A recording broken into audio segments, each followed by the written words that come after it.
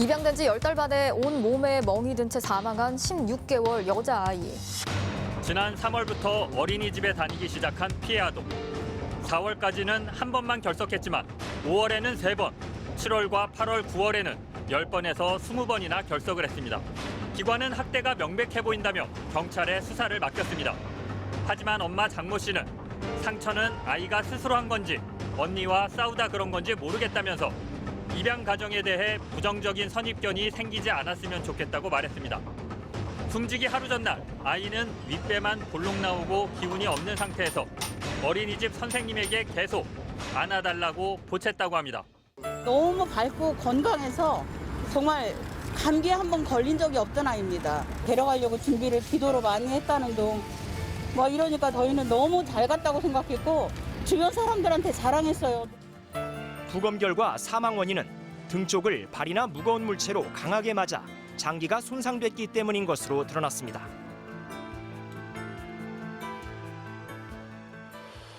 화면을 함께 봤습니다만 오늘 첫 소식은 조금 무거운 이야기입니다.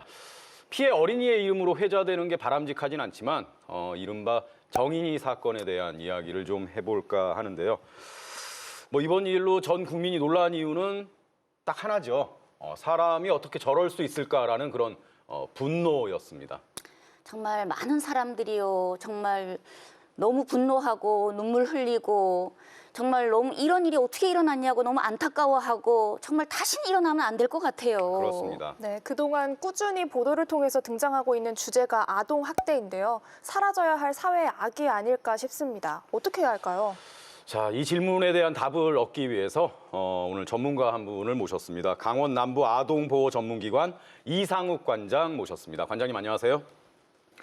안녕하세요. 강원 남부 아동보호 전문기관 이상욱 관장입니다. 네, 오늘 본격적인 이야기를 하기에 앞서서 아동학대 범위가 어떻게 되는지 이걸 좀 짚어볼 필요가 있을 것 같거든요. 어떻습니까? 네, 아동학대란 만 18세 미만의 아동을 대상으로 보호자나 또는 성인이 그 아동의 건강과 복지를 해치거나 정상적인 발달을 저해하는 신체적, 정신적, 성적 폭력이나 가혹행위를 하는 것입니다. 아동의 보호자가 아동을 유기하거나 방임하는 것을 아동학대라고 합니다. 적극적인 가해 행위뿐만 아니라 소극적인 단순 체벌도 아동학대에 포함이 됩니다. 네, 그러니까 우리가 일반적으로 생각하고 있는 어떤 범위보다도 훨씬 더 넓은 범위에 걸쳐서 아동학대라는 말을 쓸 수가 있는 거네요. 네, 맞습니다. 네. 그럼 강원 영동에서 발생하는 이 아동 학대 사례들이 얼마나 있는 건가요? 2019년 보건복지부 아동학대 주요 통계 지표에 의하면 강원 영동 지역은 831건의 아동학대가 신고 접수되었고요. 이 중에서 653건이 아동학대로 판단되었습니다. 예. 그럼 현장에서 직접 이제 일을 하시면 그런 사례들을 또 구체적으로 보기도 하시고 그러실 텐데 좀 다소 불편한 얘기가 될 수도 있겠습니다만 직접 겪으셨던 어떤 아동학대 사례 가운데 이건 정말 좀 충격적이었다 하는 그런 일도 있었습니까? 네, 있죠. 아동학대로 인해 아동의 몸에 다양한 세계 멍자국을 발견하고 긴급하게 병원 치료를 한 사례, 그리고 쓰레기로 가득한 가정에 홀로 남겨진 아동을 발견하고 안전하게 보호시설로 인도한 사례가 있습니다. 그뿐만 아니라 행위자인 친부로부터 매를 맞다가 집을 도망쳐 나온 아동을 보호한 사례 등이 있습니다. 예. 요즘에는 이제 주변에서 이웃에서 아동학대가 의심된다 그러면 이제 신고도 좀 적극적으로 하는 분들이 많고 그렇지 않습니까? 네, 예, 맞습니다. 만약에 제가 이웃에서 아동학대를 하는 것 같다는 어떤 의심이 들 때 그럼 일단은 신고부터 해야 되는 건가요? 가장 적절한 어떤 대처 방법은 어떤 건가요?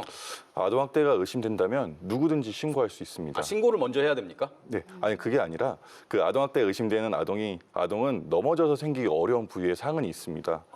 귀가를 거부한다거나 위생 상태가 불량하거나 계절이 맞지 않은 옷을 입고 다니거나 우울하거나 불안해 보이는 아이를 발견했다면 우선 아동이 불안해하지 않게 안전하게 일상적으로 대해주시고 보호를 해주시기 바랍니다.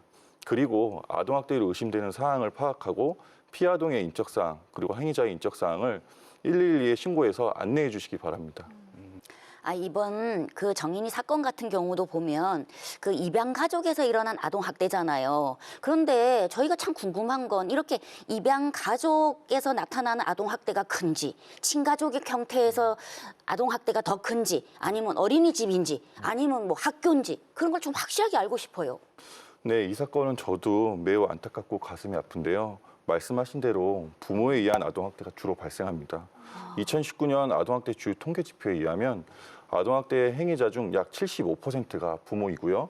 약 77%가 가정 내에서 발생을 합니다. 이런 점으로 아동학대는 발견하기가 어렵고 장기간 상습적으로 이뤄지기 때문에 피해 아동에 미치는 아동학대 후유증은 심각할 수 있습니다. 끝으로 이제 시청자 여러분께 이 말씀은 좀 꼭 드리고 싶다. 뭐 하시는 게 있을까요? 네, 맞아도 되는 나이는 없습니다. 씻지 않아서, 게을러서, 정리정돈을 하지 않아서, 말을 듣지 않아서 한 아이가 아동학대로 사망한 이유입니다. 아동학대는 가정 내에서 작은 체벌로 시작합니다. 이제 체벌을 훈육으로 생각하는 우리 어른들의 인식을 바꿔야 할 때입니다. 네. 부끄럽지 않은 어른이 된다는 게 이게 참 살아갈수록 어렵다는 생각이 듭니다. 우리 사회가 더욱 성숙하고 올바른 방향으로 가기 위해선 우리 구성원들 모두가 조금 인식의 변환 같은 게 필요하지 않을까 싶은데요. 다시는 또 오늘 언급한 이 사건 같은 그런 가슴 아픈 사건이 일어나지 않도록 노력해야 되는 건 우리 모두의 몫이 아닌가 그런 생각을 하게 됩니다. 자, 지금까지 강원남부 아동보호 전문기관 이상욱 관장이었습니다. 관장님 오늘 고맙습니다. 네. 감사합니다.